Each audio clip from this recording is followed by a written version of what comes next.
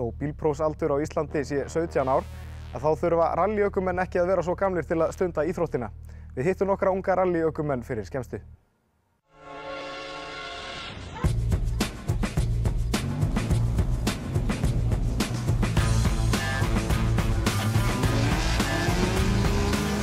Mikil reynsla, bara mjög, já.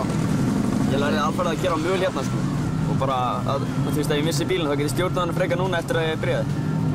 Ég hef verið að gera bíl bara alveg frá því mann eftir mér og þetta er bara mjög góð æfing og læra mikla meira hérna.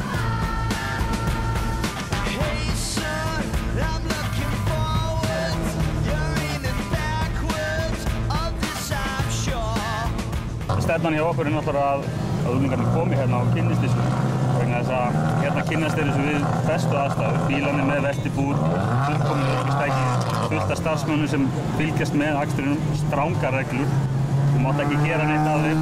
Þannig að við allavega teljum það og við vitum það flestir sem eru búin að vera lengi í þessu að þú nærð allavega, hvað má maður segja, þú nærð allavega að ná þessu sem eru alltaf að gera hratt og guð.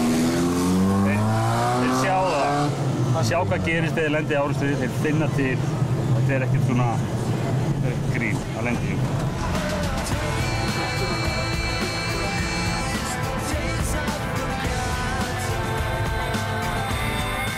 En hvað finnst ykkur svona hraðakstur á götunum þegar unglingar og jafnvel upp í vel roskið fólk er að keppa á götum borgarinnar?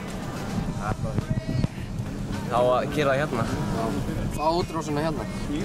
Eins og við erum örgulega ekki jafn grænar á bak við eyrun þegar við erum komin með prófið. Ég ætla alltaf að vona það. Mér finnst þetta bara alveg heimska. Ég er sama hverfi á íþróttar og með bróðum minn í bekk þetta sagði og þetta er bara alveg sæðileg sko. Þegar krakkar eru aðeins og eru bara að gera þetta heimsku. Það gjörir aðstæður til þess að læra að gera svo hátt og góð stund með það.